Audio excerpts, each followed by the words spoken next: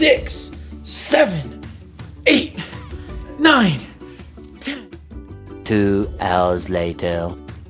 994, 995, 996, 997, 998, 999. Oh, 1,000. Whew. Crushed it, guys. Man, workout crazy. Yeah, like my arms feel like Jell-O. And you know what? Some people, like, for fun, they decide that they're gonna run. Like, I would much rather go to the gym and like lift weights than run any single day. But some people really enjoy that, and that's what we're talking about this month. People that really like running 5Ks, I think. Well, we're talking about 5Ks regardless. And if you don't know what a 5K is, it's like a race, and it goes for 3.2 miles. That's a long, long way.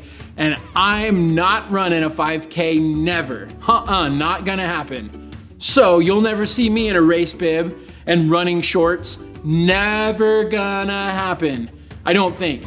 But in order to run like a 5K, or really like to do a lot of things, we have to make a commitment. And that's what we're talking about this month. And a commitment is making a plan and putting it into practice.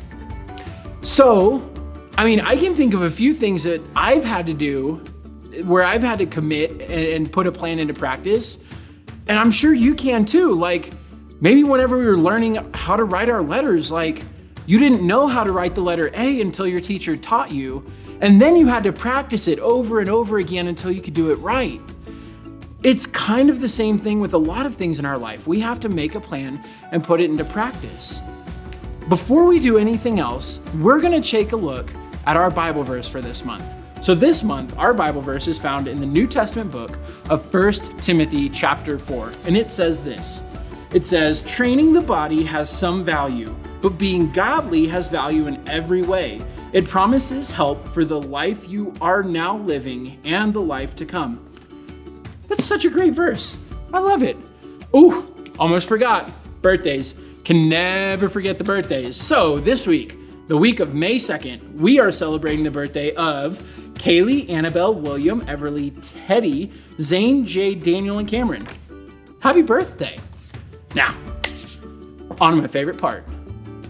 Our lesson this week is learning from a letter that the Apostle Paul wrote to the church in Corinth. And he tells us how we're all training for something and we're training to win a prize. So let's take a look at the story and see what kind of prize he's talking about.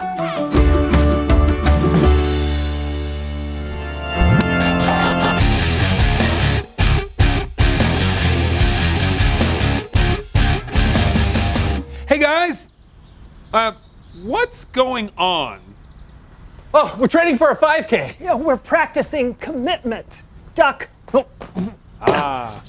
Well, that's what I'm talking about today. I mean, not running and dodging newspapers, but the commitment part. Oh, great. Take it away, Kellen. This comes from the book of 1 Corinthians. Now, 1 Corinthians was a letter the Apostle Paul wrote to the Jesus followers in the city of Corinth. Paul wrote the letter to encourage people to stay committed to living the way Jesus would want them to live.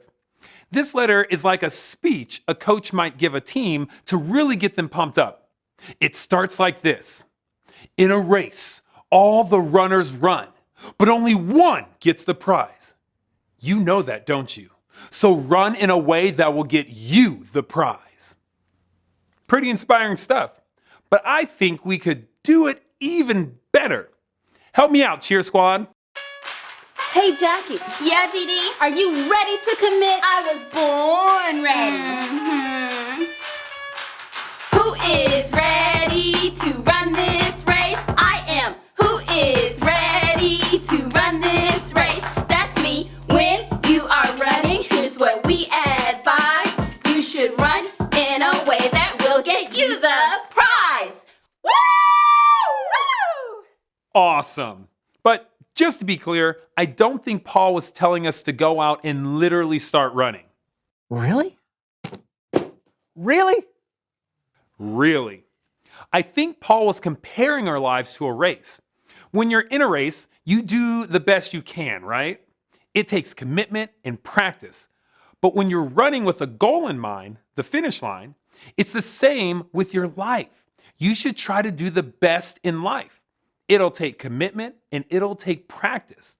But the goal should be to live your life like there's a prize at the end. Now, Paul gave us a hint in what that prize could be. He wrote, "All who take part in the games train hard. They do it to get a crown that will not last, but we do it to get a crown that will last forever." Now, the people reading this letter in Paul's day would have known the kind of crown you could win in a race. It would be made of leaves or pine needles, and it wouldn't last very long. But Paul wrote that Jesus followers should be running for a crown that will last forever. Take it, Cheer Squad. Yo, Jackie! Yeah, Dee, do you want to win? Always! Winning a race gives you a crown, but it will not last for long. So run with Christ and you can't go wrong. Woo-hoo! Woo! That's great, Cheer Squad. Now that we know the kind of race we're training for, the question is, how do we train? How do you practice life? Well, you can start with these 4 words: hear, pray, talk, and live. Hear means we should practice hearing from God by reading the Bible or listening for His wisdom. Pray means we should practice talking to God, telling Him how great He is, and asking Him for help and forgiveness. Talk is practicing talking about God with others. It's asking questions when we don't understand something and sharing the good news with people who haven't heard about Jesus. And live means we practice living for God.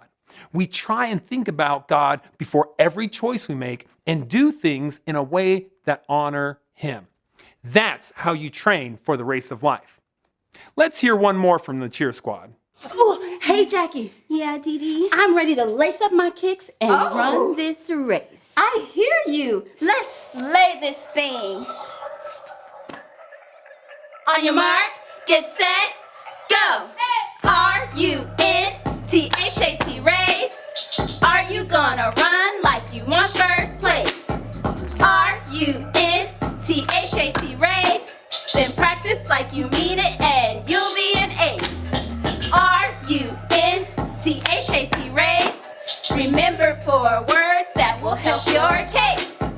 R-U-N-T-H-A-T race. Hear, pray, talk, live. Now start today. Thanks, Cheer Squad. Woo! Yeah, that was great. Yeah, I think I'm ready to run the 5K now. I think I'm ready for anything now. $2! Oh, see?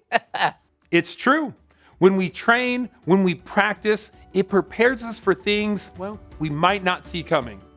You just got to remember those 4 words: hear, pray, talk, and live. That's great, Kellen. Hey, thanks. You bet. See you next time. Bye. 997, 908, 999. Oh, 1,000. Guys, if my arms weren't done before your lesson, they're definitely done now. Like, we're at Jello status. But hey, wasn't that lesson so great? Everyone's running the same race, but like, you should run to win, and you should run to win something that's not gonna fade away ever. Like, that's just amazing to me. So here's our big question for this week. How does practice help you? So think about that this week, and we'll see you next week.